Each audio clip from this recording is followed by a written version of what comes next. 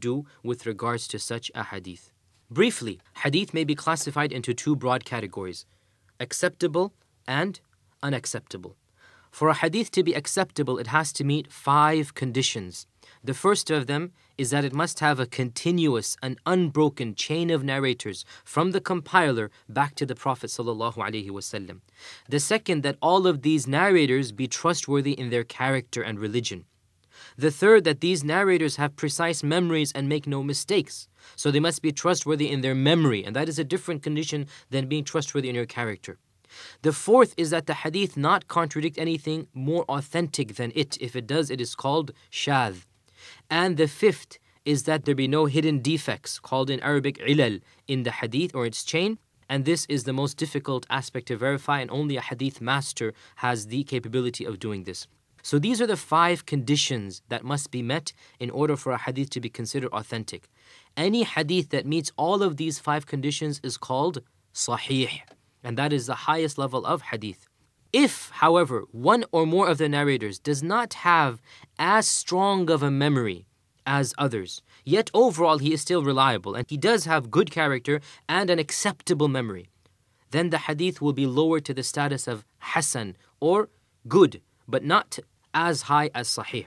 So a hasan hadith differs from a sahih hadith in only one of these 5 conditions, the third of them, and that is that the level of memorization, if you like, of the narrator of the hadith is not to the level of the sahih one. It is not that he is weak in his memory, it is just that he might not be as famous as those in the sahih category. If, on the other hand, one of these 5 conditions is not met, and yet at the same time there is no known fabricator or liar in its chain, the hadith shall be categorized as weak or even very weak, da'if or da'if jiddan. And there are many different types of weak hadith, over 30 different types of weak hadith. If a weak hadith is reported from 2 different chains, then in general, each weak hadith supports the other one, and thus the hadith itself is raised to a category of hasan. We call it hasan li ghayrihi, or hasan due to external factors. A weak hadith is of doubtful authenticity. We are not sure if the Prophet ﷺ said it or not. This is in contrast to a sahih or even a hasan hadith. We are pretty certain, or in fact in some cases certain 100%, that the Prophet ﷺ did indeed say that hadith. Obviously, if a hadith is fabricated in mawdu', there is no doubt in our minds that the Prophet ﷺ did not say this hadith. Getting back to the topic at hand, we accept sahih and hasan hadith, and we base our theology and our legal law on them. This is the case regardless of whether the hadith has been narrated through one or a few chains of narrations, known as ahad, or numerous chains, known as mutawatir. Of course, there is no doubt that a hadith narrated by numerous chains, a mutawatir hadith, is stronger than an ahad hadith. And ahad hadith is not to the level of the mutawatir. The point being that an ahad hadith is not disqualified merely because it is ahad. And this is the opinion of all of the scholars of Ahl Sunnah wal Jama'ah, that an ahad hadith can indeed be used for theology and for fiqh. And there is some slight disagreement amongst the scholars in the finer details of applying this rule. But the overall rule is agreed upon, and that is that an ahad hadith is accepted and is something that we should act upon or believe in as long as it is authentic and it has met the 5 conditions listed above. Now, we don't have to go into too much detail about ahad hadith simply because the ahadith pertaining to the Mahdi are in fact mutawatir.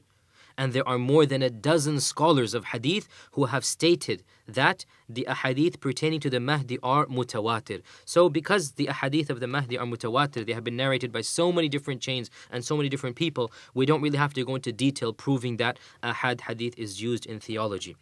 Regarding weak and very weak hadith, then by the unanimous consensus of the scholars, these cannot be used to base our theology on.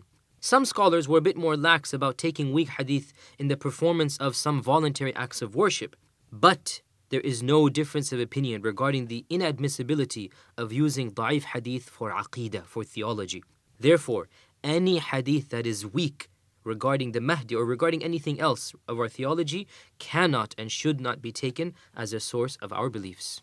With this prelude to the actual science, the question that most of you might be asking is, How exactly do I know as a layman if a hadith is sahih or da'if, is authentic or not? Well, to be very realistic and frank, there simply has to be an authority that a layman takes as his or her reference point. In other words, for the layman, there has to be an element of blind following. Of course, this rule does not apply to Sahih al-Bukhari and Sahih Muslim. These two books, Bukhari and Muslim, are taken as authentic, and each and every hadith in them, the layperson need not ask anyone else about them, they are authentic. But this cannot be applied to any other work of hadith, including the four Sunan works, the Sunan of Abu Dawood and At-Tirmidhi and An-Nasa'i and Ibn Majah. No doubt these four books are, for the most part, more authentic than the other books of hadith besides the two Sahih works, yet there are in these collections some ahadith which are not authentic, particularly the Sunan of Ibn Majah. It has a significant corpus of weak and very weak and even some fabricated narrations. So the question arises then, the average layman has to follow an authority because he doesn't know how to analyze the hadith himself. Who should he follow? This is a question that each and every person needs to decide for himself if he wishes to have a reference point for hadith. Just like every layperson needs to find a scholar or a few scholars whom he takes as his reference for fiqh, similarly, he should try his best to trust some of the specialists in hadith. And of course, the greatest scholar, or I should say of the greatest scholars of the past, known as the Khatim al-Huffaz or the seal of the hadith masters, is Al-Hafiz ibn Hajar al-Asqalani, who died in the year 852 after the Hijrah. A great alim and a great muhaddith, and he is the author of probably the most important, in fact it is the most important explanation of Sahih al-Bukhari, Fath al-Bari, and not just of Sahih Bukhari, it is the most important and authoritative explanation written on any hadith book at all. And there are many other scholars that are famous past and present. Of the ones who died middle part of the last century is Sheikh Ahmed Shakir. Also in our times recently, Sheikh Muhammad Nasiruddin al-Albani has done much work in hadith, and in my humble opinion and the opinion of the vast majority of scholars as well, his work is of extremely great benefit. And of course, the point being, the more that one studies the sciences of hadith, the more one can judge by himself who he is qualified to take hadith verdicts from. With regards to the sources that were used for this series of lectures about the Mahdi, then I would like to state that I personally have checked the hadith isnads of almost all the hadith that have been quoted. And I have also looked at the verdicts of the famous hadith scholars of the past and present. And I have benefited immensely from the verdicts of Al-Hafiz ibn Hajar and Sheikh Ahmed Shakir and Sheikh Nasiruddin al-Albani. And I must mention particularly a work that I benefited from immensely, and that is a master's dissertation presented to Qura University regarding the ahadith of the Mahdi. And this researcher basically compiled all of the ahadith about the Mahdi from the Sunni sources and did an exhaustive analysis of each and every isnad of these ahadith. And one of the benefits of dissertations in general is that it is not just the individual opinion of the researcher, but rather a dissertation reflects the opinions of the researcher, his advisor, and also the defense committee, all of whom are specialists in this case in the science of hadith. The dissertation in question that I used is entitled Al-Mahdi al-Muntadhar fi Daw' al-Ahadith wal-Athar al-Sahiha, which translates as the awaited or the expected Mahdi in light of the authentic ahadith and statements of the companions. And it was submitted by Dr. Abdul Azim al-Bastawi in the year 1398 of the Hijrah, corresponding to 1978. And I also benefited from other books of hadith and the explanations of these books and the books dealing with the signs of the Day of Judgment. And it is my methodology that every single hadith that is quoted in this series of lectures is authentic unless I state otherwise, and in Allah we put our trust. Signs of the Day of Judgment.